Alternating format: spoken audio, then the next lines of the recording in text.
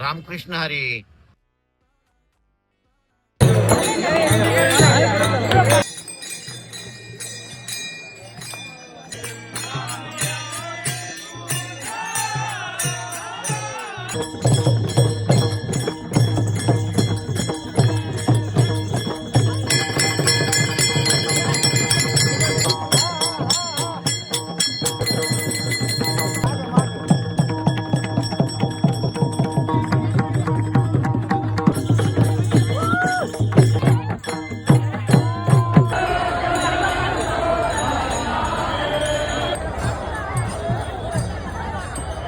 Ramakrishna Hari.